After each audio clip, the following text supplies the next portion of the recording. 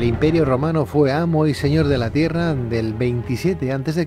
al 395 después de Cristo, y muy pocos fueron capaces de hacer frente al poder de sus ejércitos.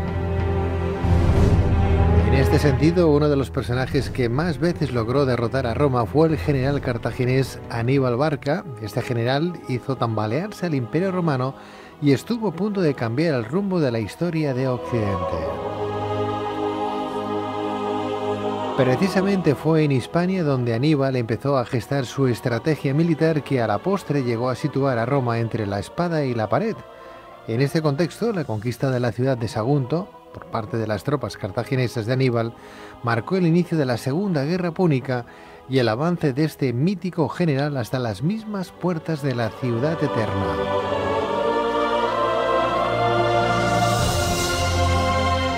Pero, ¿cómo estaba configurada la personalidad de Aníbal? ¿Qué papel estratégico jugó Hispania en sus planes por derrotar a Roma?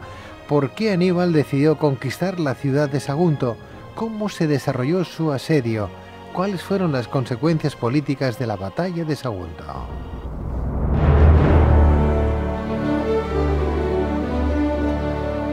Para responder a estas y otras cuestiones tenemos con nosotros a don José María Manuel García Osuna y Rodríguez, doctor en Historia y médico de familia. Todo un honor y un privilegio para este programa contar con la valía de nuestro buen doctor, don José María Manuel García Osuna y Rodríguez. Muy buenas noches. Buenas noches, don Pedro Riva. Bienvenido, José María, bienvenido. Un placer, Pedro. Igualmente, amigo, igualmente. Bien, pues hablemos un poco de historia, aparte de medicina, que tú bien conoces y tanto te gusta, ¿no? Sí, hablemos de historia. Ya la medicina han hablado otras personas magníficamente. Gracias. Bueno, pues vamos a hablar de esta batalla de Sagunto. Vamos a conocer algunos antecedentes de la vida de Aníbal Barca. Si nos referimos a sus orígenes familiares, ¿quiénes eran los bárcidas? Sí, hay que hacer un mínimo de escasamente 5 segundos preámbulo, que lo de Barca como apellido es algo que los historiadores hemos utilizado. Barca viene de una palabra que significa barak, que significa fulgor o rayo, y que los cartagineses de la época solo se lo aplicaron al padre Amílcar, pero por extensión se habla de los bárcidas como dinastía, como familia, para colocárselo a tanto Amílcar Barca, el gran patriarca, como al yerno de Amílcar, es decir, Asdrúbal el Bello o Asdrúbal Janto, y a los 3 hijos, es decir, Aníbal el mayor, Asdrúbal el joven el segundo y Magón el tercero. Digamos a toda la dinastía, aunque hay que reconocer que está mal aplicado sensu stricto si nos definiéramos cómo se llamaban ellos en la antigüedad. Los cartagineses, al contrario que los romanos, no tenían apelativos o calificativos o motes. Está bien. ¿Cuándo nació Aníbal Barca? ¿Vino al mundo en la propia ciudad de Cartago? Sí, vino al mundo en Cartago. Probablemente en una especie de masía, ya que estás en Cataluña, sí. Una especie de masía importante que tenían los bárcidas en Adrumeto. Por cierto, el abuelo paterno de Aníbal también se llamaba Aníbal. Uh-huh. Nació... Sí, perdón. No, perdona, sí. Aníbal en púnico, en cartaginés, significa Joní Baal, significa el don de Baal. Baal significa señor en púnico o en fenicio, y es el dios supremo de los fenicios y de los cartagineses. Bien, pues Aníbal Barca nació en el 247 a.C. en Cartago, al norte de Túnez, y falleció en el 183 a.C. en Bitinia, cerca de Bursa, en Turquía. Bueno, pues tuvo una vida agradable. Tuvo una vida agitada. No sé, Pedro, no sé si es agradable, pero tuvo una vida... Movidita. Movidita, sí. Sí, en Román Paladino, como dirían los modernos, no muy guay, sino dificultosa. Pero tenía una personalidad muy acusada, fortísima, tenía una relación familiar que ya la quisiéramos muchos, los 3 hermanos, el padre, el yerno unidos, y otros dos cuñados que también forman parte de la familia de Aníbal, y de la familia de Amílcar, y todos ellos formaban una piña alrededor del gran patriarca que era Amílcar. Como es lógico, si hay yernos, pues hay hermanas. No figuran los nombres de las hermanas, aunque, como ya sabes, Gustave Flaubert utilizó a una de ellas, Salambó, para casarla con uno de ellos, pero no con uno de los yernos, pero no se sabe el nombre real de las hermanas. Bueno, los años que vivió, los vivió guerreando. Intensamente, sí, peleando, también construyendo ciudades, porque después de que tiene que salir por pies de Cartago y va a Siria, a la corte de Antíoco III el Grande, y luego lo que tú has dicho, donde muere en Bitinia, ahí se dedicó también a la arquitectura y construyó 3 o 4 o 5 ciudades. Desde luego vivió para lo que eran de aguerrido, 64 años son años. Sí, en aquella época era una edad, bueno, vamos, longeva, ¿no? Muy elevada. 64 años no era lo habitual, ni muchísimo menos. Cartago fue una importante ciudad de la antigüedad, fundada por los fenicios procedentes de Tiro, en un enclave costero del norte de África, cerca de la actual ciudad de Túnez, y la leyenda clásica cuenta que fue la princesa Dido quien la fundó en el año 814 a.C. Bien, pues hay que decir que el padre de Aníbal fue un general cartaginés que tuvo un gran protagonismo en la Primera Guerra Púnica, que transcurrió entre el 264 y el 241 a.C. No obstante, el Imperio Romano salió victorioso en dicha contienda. En este sentido, José María, ¿qué nos puedes contar, por ejemplo, del genocidio que llevó a cabo Roma contra Cartago? Es la Roma que se enfrenta a Cartago, son dos repúblicas. La diferencia que hay entre una y otra está clarísimamente descrita por Aristóteles. La República Romana es claramente aristocrática y senatorial, y la República Cartaginesa es claramente popular. A Aristóteles esto no le hace muchísima gracia. En el caso concreto de Roma, el fundador, como es sabido, Rómulo, es un varón. En el caso de Cartago es una mujer, que es Dido. Sí, ¿qué me habías indicado? Perdonas. No, que en el tema del genocidio que les llevó. Sí, bien, sí, muy bien. Los seres humanos, como es sabido, nos hemos exterminado unos a otros a lo largo de la historia. Pero todos los pueblos que han sido exterminados, judíos, indígenas, astures o los habitantes de la Unión Soviética, siempre ha habido algunos que se han salvado y que han podido denunciar el comportamiento exterminador de sus pueblos. Cartago no tuvo esa suerte. Cartago fue exterminada hasta sus raíces en la Tercera Guerra Romana. Los historiadores pro-cartagineses llamamos guerras romanas y no púnicas a las guerras entre Roma y Cartago. Los últimos habitantes, los 50.000, fueron vendidos como esclavos, sus campos, como es sabido, sembrados de sal, y el territorio declarado por el Senado romano en una ceremonia como sácer, es decir, anatema, es decir, maldito, y hasta 100 años después no se pudo ni edificar. Nadie habló a favor de Cartago, y los romanos decidieron que las guerras se llamarían púnicas. Incluso desde el punto de vista de la desvergüenza de la historia, la Segunda Guerra la llamaron la Guerra de Aníbal, que es el colmo, e incluso castigaron a los cartagineses por haber perdido las guerras contra Roma, que nunca Cartago quiso padecer, sufrir o realizar. ¿Nombre peyorativo lo de púnica, entonces? Sí, es absolutamente peyorativo. Viene de la palabra poinike, que significa los de la púrpura, porque los fenicios vestían de púrpura, son los inventores del color rojo, con ese famoso cangrejo de las playas, ¿no? Y para diferenciar a fenicios de los habitantes del norte de África, de Cartago y de Útica, pues los llamaron púnicos o púnicas. Y obviamente Roma ganó, los historiadores romanos decidieron y llamaron guerras púnicas a las guerras entre Roma y Cartago. Sí hubo historiadores desde el punto de vista cartaginés, pero no se conservan sus textos, con lo cual, si nos aplicamos a descubrirlos, sería un buen futuro, incluso económico, descubrir los 3 historiadores, Sósilo, Silenio y Quereas, que escribieron desde el punto de vista cartaginés. Uno incluso era tutor de Aníbal. Las guerras púnicas fueron las guerras entre cartagineses y romanos para hacerse con el poder político y económico del Mediterráneo. Este enfrentamiento entre la República de Roma, como bien contaba nuestro doctor García Osuna y Rodríguez, estuvo provocado por un conflicto secundario en Siracusa y se desarrolló por tierra-mar, yo creo que durante 20 años, si no más. Sí, más o menos, sí. Más o menos. ¿Cuánta gente crees tú que murió, que pasó por la espada de Roma, tanto niños, mujeres, porque no dejaron títere con cabeza? no dejaron, vamos, ni miles de personas. Concretamente hay una frase de Escipión Emiliano en la Tercera Guerra, en la toma de Cartago, lo que hablábamos antes del genocidio, que le dijo claramente a su escritor, que es Polibio: a estos no les voy a dejar ni los ojos para llorar.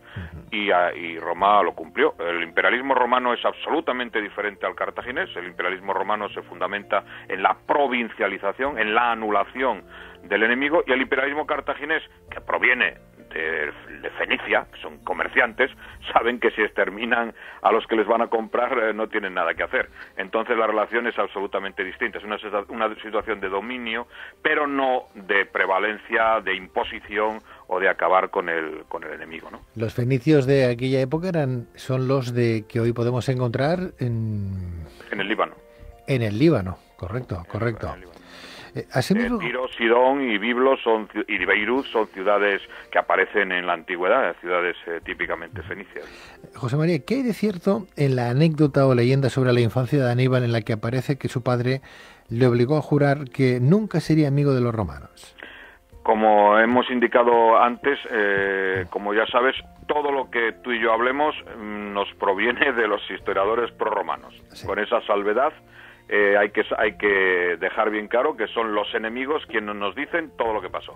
Bien, partiendo de esa base, se indica que cuando Amílcar Barca va a venir a Hispania, tras la pérdida de, entre comillas, de la Primera Guerra Romana, pues jura, pide que los dioses cartagineses o púnicos le den suerte en su venida a Hispania. Y se le ocurre acercar a lo que él llamaba sus tres leoncillos, que eran Aníbal, Asdrúbal el joven y Magón, al altar de Baljamón, aparta a los que estaban alrededor y le pregunta a su hijo mayor, Aníbal, si aceptaría venir con él a Roma. Y hay una descripción preciosa de Tito Livio en el que dice que Aníbal dijo que sí, como hacen los niños, supongo que dando saltos y aplaudiendo, y entonces pues le colocó la mano encima del altar de Baljamón y le hizo prometer no odio eterno a los romanos, que es otra manipulación falsa, sino nunquam romani in amicitia pore, que significa nunca estarás en amistad con los romanos.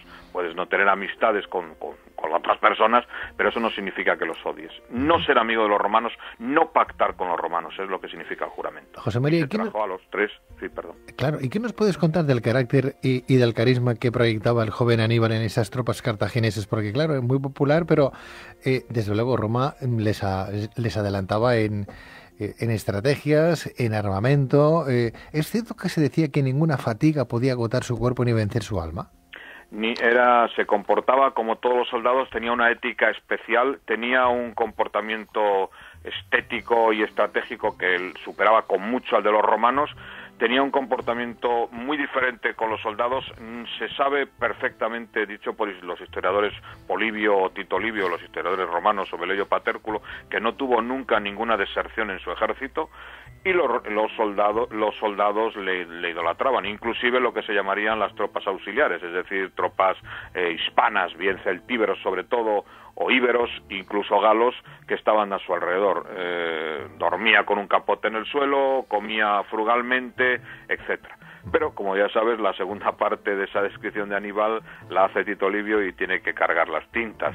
Ahí describe lo negativo, que no está demostrado en ningún caso, porque se habla de la impiedad o del ateísmo de los cartagineses, y es muy curioso que todos los nombres cartagineses, que tienen 20 o 30, son teóforos, es decir, llevan una partícula divina, ¿no? Un poco raro para un ateo. Claro, ¿y quién era Asdrúbal el Bello, que antes hacías mención? ¿Qué relación tenía con Aníbal? Asdrúbal el Bello, o Asdrúbal Janto, como sería en púnico, es cuñado de Aníbal, se casa con la segunda hija de Amílcar Barca, que no tiene nombre, y viene a Hispania acompañando a su suegro y acompañando a sus cuñados, que son mucho más jóvenes que él. Cuando Amílcar Barca muere en una extraña batalla en un río, una extrañísima batalla, en la que se describen 2 o 3 formas de la muerte de Amílcar, Asdrúbal va a tomar el poder. Curiosamente, esta familia forman parte de una excepción que no se producía en Cartago ni en Roma, ni en la República Romana, que es que es el ejército el que por aclamación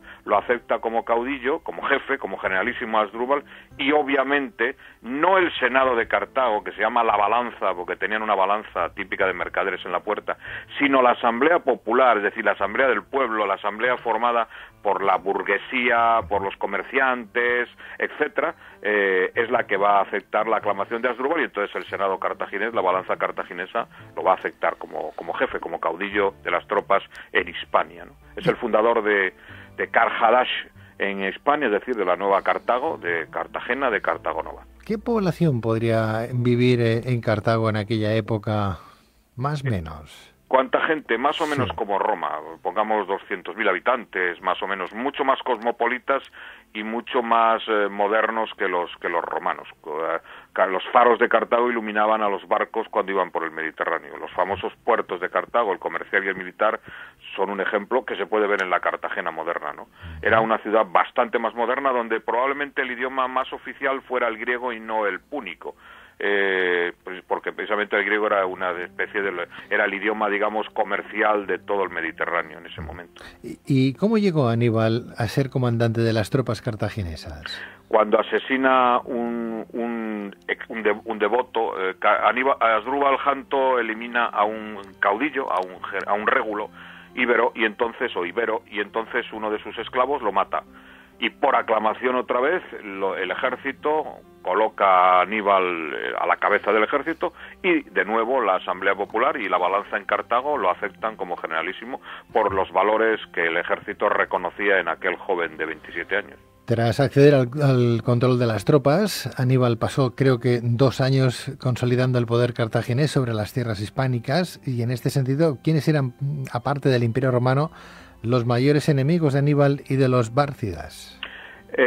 Depende de los momentos, ¿no? Por ejemplo, Aníbal lo que trata es de crear una especie de ejército a base incluso de aliados, y los aliados se consiguen por las buenas o por las malas, pagándoles u obligándoles. Entonces había determinados pueblos que lo aceptaban y otros no. Los carpetanos que habitaban en Toletum, o los betones de la ciudad de Hermántica o de Salmántica, pues tuvo verdaderos problemas con ellos. No obstante, también tuvo buenas relaciones. Aníbal se casa con una mujer de Cástulo, cerca del actual Linares, que se llama Emilce, con la que tiene un hijo que se llama, según dice Silio Itálico, Aspar. No tiene nada que ver con el motorista. Está bien. Siguiendo en Hispania, José María, ¿cuál era la importancia de la ciudad de Sagunto y por qué Aníbal se decidió conquistarla? Sagunto es una ciudad de origen relacionada con lo griego, más o menos. También tiene una particularidad importante íbera, y está ocupando un lugar, desde nuestro punto de vista, y cualquier persona lo sabe, está por debajo del Ebro, ¿no? Pero los romanos en esa ciudad tienen unos aliados, también los cartagineses, y los romanos van a aceptar o van a permitir de que la parte prorromana de Sagunto extermine en una noche a la parte pro-cartaginesa de la ciudad de Sagunto. Entonces, Sagunto es una ciudad estratégica que es aliada de Roma, en un momento en el que Cartago está haciendo una importante expansión en esa zona. A muy pocos kilómetros detrás está Carhadash, está Cartago Nova, ¿no? La Cartago Nova, la romana. Por lo tanto, es una especie de engorro. No obstante, los saguntinos crean problemas a aliados de los cartagineses, concretamente a los turboletas, que serían los habitantes prerromanos de la zona de Teruel. Y obviamente Cartago va a tratar de defender a sus aliados, como hacía Roma también. Lo que está claro, José María, es que la ciudad era una de las más fortificadas de la zona, y no era buena idea abandonar esa ciudad en manos de los enemigos. Es más, Aníbal también esperaba que con el saqueo mantendría contento a su propio ejército, en su mayoría mercenarios del norte de África, Iberia y de la Galia.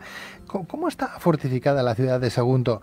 ¿Es cierto que sus habitantes, los saguntinos, basaron su estrategia contra este ejército de Aníbal en que éste no podría atravesar las enormes murallas? Sí, hay dos tópicos magníficamente que has invocado tú y que utilizaron constantemente los romanos. Uno es la incapacidad de Aníbal para la poliorcética, es decir, para el cerco. No se demuestra en ningún sitio. Tardó 8 meses en cercar Sagunto, pues porque tenía unas murallas muy complicadas. Y lo mismo hará en Italia con Tarento, la ciudad de Tarento, que también cercará. El cerco de una ciudad exigía armas importantes, como eran catapultas, armas de balística, significa parapetos, etcétera, que no se podían construir. Y otro de los tópicos romanos es la descalificación del ejército cartaginés como mercenario. Hoy tú y yo lo llamaríamos profesional, es decir, eran soldados que se afiliaban, entre comillas, a un ejército por dinero, cobraban. Por lo tanto, lo de mercenarios los romanos lo utilizaron siempre para descalificar. Roma también tenía soldados a los que pagaban, los aliados concretamente, bien hispanos o bien itálicos, no solo romanos. Sí. Bueno, pero en aquella época los romanos también, el que tenía un caballo ya podía participar en las contiendas y los que iban a las guerras pues eran los que tenían oficios también, quiere decir que no eran soldados de pro. No, claro, y sobre todo además las guerras se hacían a poder ser cuando no había que recoger las cosechas, ¿no?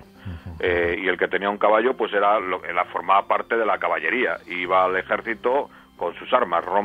La República Romana aportaba también armas y sobre todo se cogían de los ejércitos que se derrotaban en los campos de batalla, los que morían, pues cogías las espadas y las armas de los muertos, ¿no?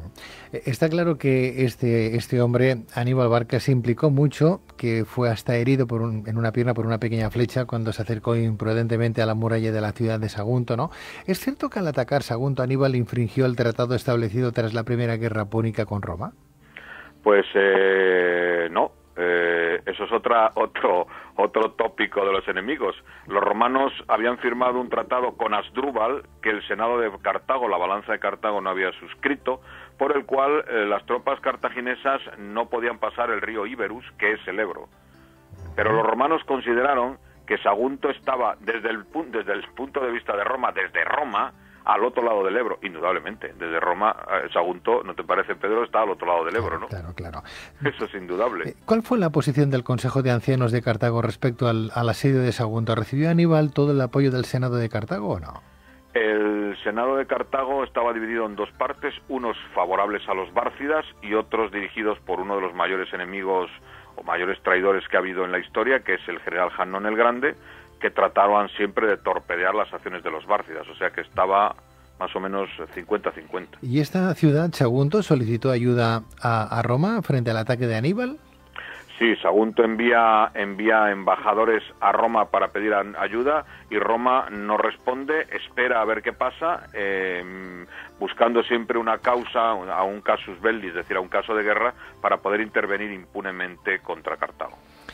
Porque si hablamos de este asedio y de este ataque, porque entiendo yo que habían estrategias y que los saguntinos para defender la ciudad tuvieron que buscárselas y estudiarlas todas, ¿no? ¿Qué era la temible arma llamada falárica? Era una especie de lanza larga en el que la punta, aparte del hierro, la punta se untaba de brea y se prendía fuego, con lo cual era pues casi una bala, ¿no? ¿Y cómo se desarrolló el sitio de Sagunto por parte de Aníbal? ¿Es cierto que la tenacidad y la lucha de los saguntinos provocaron que el ejército cartaginés tardara, como tú bien decías antes, que 8 meses, ¿no?, en conquistar la ciudad? ¿Pero fue 8 meses? ¿Sí?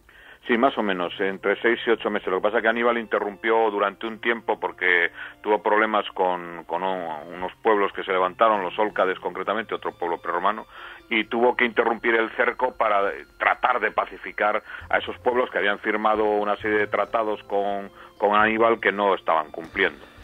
¿Rumor, historia de los vencidos o leyenda negra a través de los romanos? ¿Es verdad que los habitantes de Saguntos, acosados por el hambre, se llegaron a alimentar de los cadáveres de los muertos? Sí, se alimentaron primero de los animales, de los caballos o de los perros, luego la antropofagia sobre los cadáveres fue habitual, también va a pasar en otra ciudad hispana que es Numancia, y después terminaron inmolándose en un fuego, ¿no?, para evitar caer en poder del ejército cartaginés, que como todos los ejércitos de la antigüedad, pues esclavizaba a los derrotados. Y ahí estaríamos hablando de Sagunto con una población de más o menos... Pues no te puedo decir, pero pongamos 15 o 20.000 habitantes, no mucho más. 20.000 habitantes ya sería muchísimo para una población de la antigüedad. Piensa que Roma podía tener en ese momento sobre 200.000, pues sobre 10 o 15.000 habitantes. Hablemos de esas consecuencias de la batalla de Sagunto. José María, ¿cuáles fueron estas consecuencias políticas de la conquista de Sagunto por parte de Aníbal? ¿Cómo reaccionó Roma? Roma reaccionó presentándose en el Senado de Cartago, en la balanza, y exigiendo la entrega de Aníbal. Los cartagineses, hay un senador anónimo en Cartago que indica a los romanos, primero, que no tienen ningún derecho a decir cómo se tiene que comportar otra república, otro estado, que además los romanos obviamente siempre ayudan a sus aliados, y Cartago ha hecho lo mismo, y que además el tratado que invocan de Asdrúbal pues fue firmado por un general sin que el Senado cartaginés tuviera noticias de él. Por tanto es un tratado particular, y que no van a entregar a Aníbal, y que si tienen algo, la frase es muy bonita, dice al embajador romano que va dispuesto a la guerra, le dice: parid lo que llevéis si os interesa. Y entonces el senador romano le dice: os ofrezco la guerra o la paz. Se desdobla la túnica y les declara la guerra. La caída de Sagunto conmocionó a los romanos y marcó el inicio de la Segunda Guerra Púnica. Aníbal disponía ahora de una base desde la que podía suministrar a sus fuerzas alimento y más tropas. Este fue uno de los primeros errores que los romanos cometieron en la Segunda Guerra Púnica. Si hubieran ido en socorro de Sagunto contra Aníbal, en lugar de combatir la revuelta, podrían haber reforzado la ciudad y detenido a Aníbal antes de que cruzaran los Pirineos. Bien, después del sitio de Sagunto, Aníbal trató de obtener el apoyo del Senado cartaginés y en este sentido fue capaz de obtener un limitado apoyo que le permitió trasladarse a Cartago Nova, donde se reunió con sus hombres y les informó de sus ambiciosas intenciones. Brevemente, Aníbal emprendió una peregrinación religiosa antes de comenzar su marcha hacia los Pirineos, los Alpes y la propia Roma. La siguiente fase de la guerra se caracterizó por una extraordinaria racha cartaginesa de victorias en Trebia, Lago, Trasímeneo y sobre todo en la batalla de Canas. Bien, pues José María, dedicamos otro día a explicar el desarrollo de la Segunda Guerra Púnica y cómo Aníbal tuvo en su mano conquistar la ciudad eterna, la ciudad de Roma, y estuvo ahí casi a punto de hacerlo. Por supuesto, estoy a tu disposición, y además se hubiera cambiado la faz de la historia. ¿Qué hubiera pasado si la política europea y del mundo conocido se hubiera dictado desde la actual Cartagena? Pues no sabemos. El lugar al que Aníbal fue a ofrecer un sacrificio fue a Cádiz, al actual Cádiz, ante el altar del que era el dios supremo de los bárcidas, que era el Hércules cartaginés, es decir, Melkart. ¿Qué hubiera sido de nuestro derecho romano? Pues hubiera... Muy bien, Pedro. Hablaríamos tú y yo de derecho púnico. Claro. A lo mejor los estudiantes de las facultades de Derecho no hubiera sido más fácil. Desde luego que sí. A lo mejor era más fácil el latín que el púnico que el latín. Ya digo que en Cartago hablaban más griego que púnico, ¿no? Está bien, las mujeres hubieran tenido mejor situación, porque las mujeres en Cartago tenían bastante más libertad que en Roma. Seguro que sí, seguro que sí. Bueno, pues don José María Manuel García Osune Rodríguez, doctor en Historia y médico de familia, mil gracias como siempre el que participes en esta tu casa en Luces en la Oscuridad. Gracias a ti, Pedro, por llevarme, y espero que nos haya gustado a todos hablar sobre un personaje al que yo no se dedica a la canción, pero a pesar de todo soy fan absoluto de él. Bien, pues lo que vamos a hacer es que ya tengo ganas de que venga la Segunda Guerra Púnica a Luces a la Oscuridad con nuestro buen amigo don José María Manuel García Osune Rodríguez. Gracias, José María. Gracias, Pedro. Un fortísimo abrazo a ti y a los oyentes. Gracias, otro para ti. Buenas noches.